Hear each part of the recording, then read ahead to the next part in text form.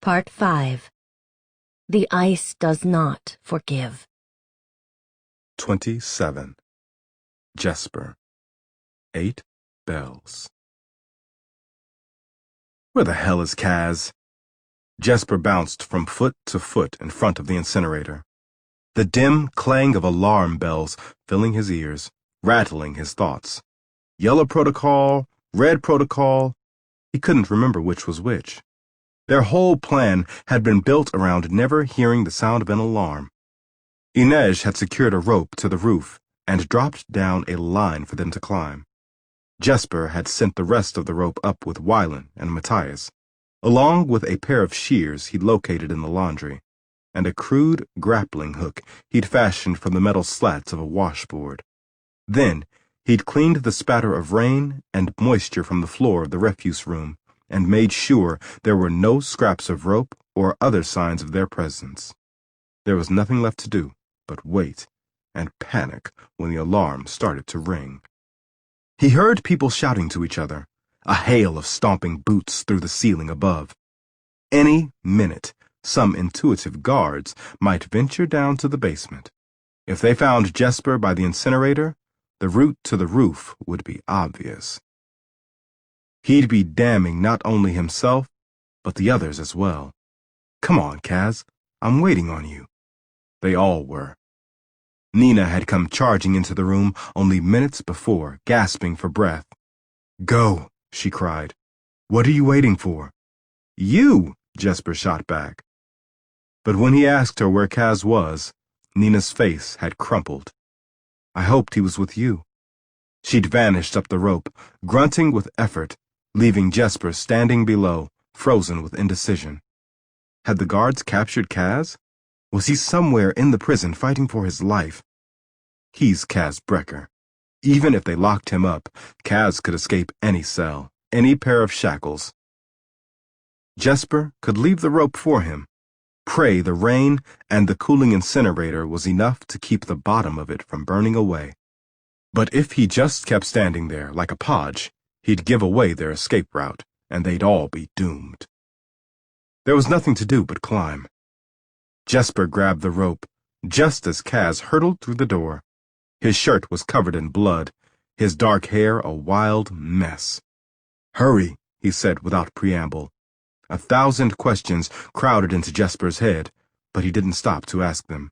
He swung out over the coals and started to climb. Rain was still falling in a light patter from above, and he felt the rope tremble as Kaz took hold beneath him. When Jesper looked down, he saw Kaz bracing himself to sling the incinerator doors closed behind them. Jesper put hand over hand, pulling himself up from knot to knot, his arms beginning to ache, the rope cutting into his palms, bracing his feet against the wall of the incinerator when he needed to, then recoiling at the heat of the bricks. How had Inej made this climb with nothing to hold on to?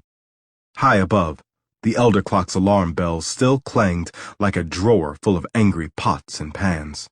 What had gone wrong? Why had Kaz and Nina been separated, and how were they going to get out of this? Jesper shook his head, trying to blink the rain from his eyes, muscles bunching in his back as he rose higher. Thank the saints, he gasped, when Matthias and Wylan grabbed his shoulders and hauled him up the last few feet. He tumbled over the lip of the chimney and onto the roof, drenched and trembling like a half-drowned kitten. Kaz is on the rope. Matthias and Wylan seized the rope to pull him up. Jesper wasn't sure how much Wylan was actually helping, but he was certainly working hard. They dragged Kaz out of the shaft. He flopped onto his back, gulping air. Where's Inej? He panted. Where's Nina? Already on the embassy roof, said Matthias. Leave this rope and take the rest, Kaz said. Let's move. Matthias and Wylan tossed the incinerator rope into a grimy heap and grabbed 2 clean coils. Jesper took one and forced himself to his feet. He followed Kaz to the lip of the roof where Inej had secured a tether that ran from the top of the prison to the embassy sector roof below. Someone had rigged up a sling for those without the Wraith's particular gift for flouting gravity. Thank the saints, Jel And your Aunt Ava, Jesper said gratefully, and slid down the rope, followed by the others. The roof of the embassy was curved, probably to keep the snow off, but it was a bit like walking on the humped back of an enormous whale. It was also decidedly more porous than the prison roof. It was pocked with multiple points of entry, vents, chimneys, small glass domes designed to let in the light. Nina and Inej were tucked up against the base of the biggest dome, a filigreed skylight that overlooked the embassy's entry rotunda.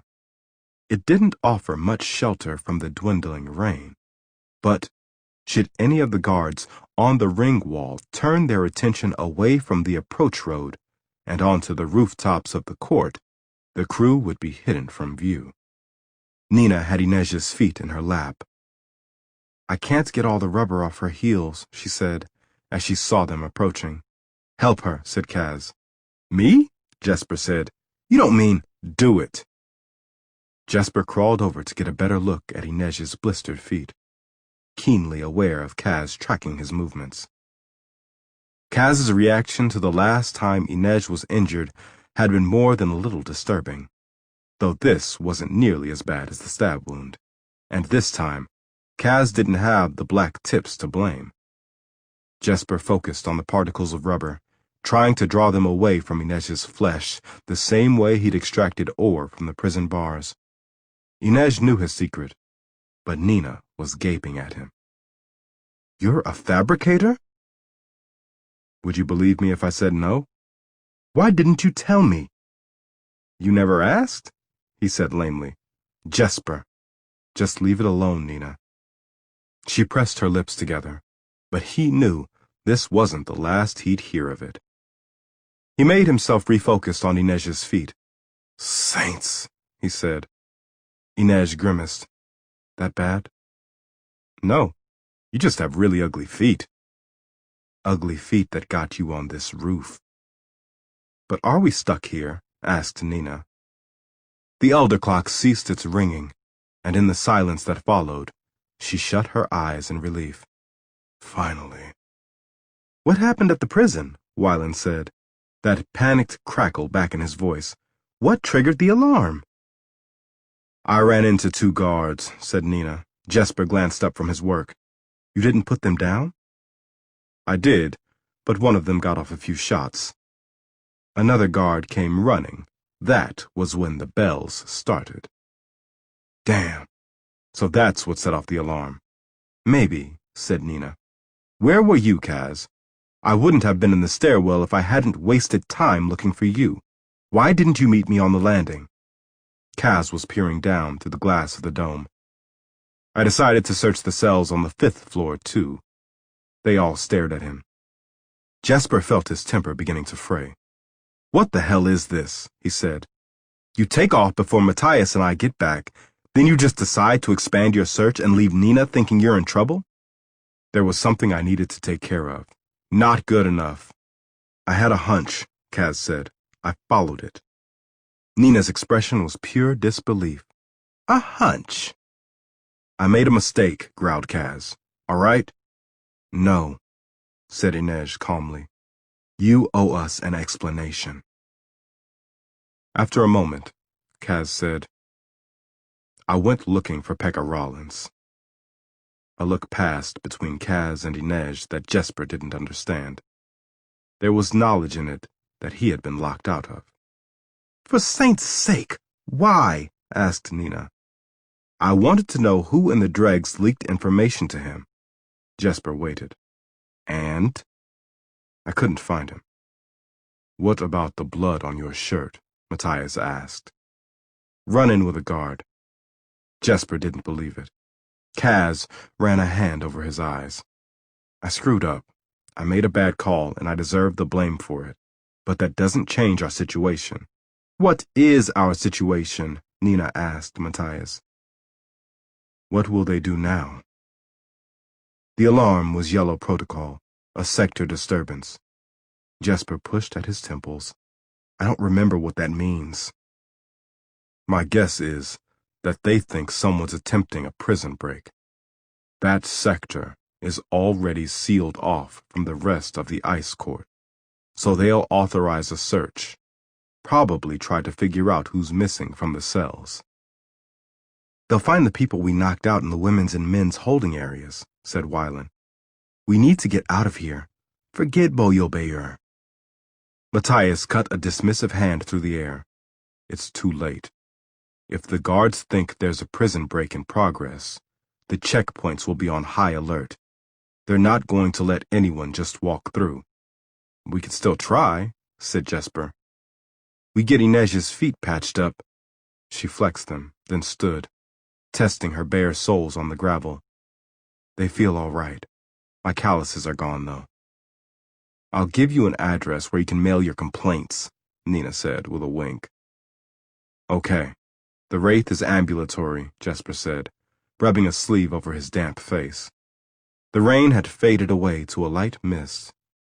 We find a cozy room to bash some partygoers on the head and waltz out of this place decked in their finest. Past the embassy gate and 2 checkpoints, Matthias said skeptically. They don't know anyone escaped the prison sector. They saw Nina and Kaz, so they know people are out of their cells. But the guards at the checkpoints are going to be looking for hoodlums in prison clothes, not sweet-smelling Diplos in fancy dress. We have to do this before they get wise to the fact that 6 people are on the loose in the outer circle. Forget it, said Nina. I came here to find Boyo-Bayur, and I'm not leaving without him. What's the point? Said Wylan. Even if you manage to get to the White Island and find Yul-Bayur, we'll have no way out. Jesper's right. We should go now while we still have a chance. Nina folded her arms. If I have to cross to the White Island alone, I will.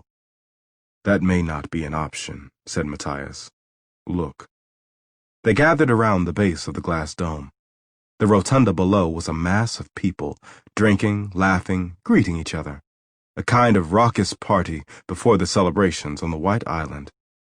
As they watched, a group of new guards pushed into the room, trying to form the crowd into lines. They're adding another checkpoint, Matthias said. They're going to review everyone's identification again before they allow people to access the glass bridge. Because of yellow protocol? Asked Jesper. Probably. A precaution. It was like seeing the last bit of their luck drained from a glass. Then that decides it, said Jesper. We cut our losses and try to get out now. I know a way, Inej said quietly. They all turned to look at her. The yellow light from the dome pooled in her dark eyes. We can get through that checkpoint and on to the White Island. She pointed below to where 2 groups of people had entered the rotunda from the gatehouse courtyard and were shaking the mist from their clothes. The girls from the House of the Blue Iris were easily identified by the color of their gowns and the flowers displayed in their hair and at their necklines. And no one could mistake the men of the Anvil.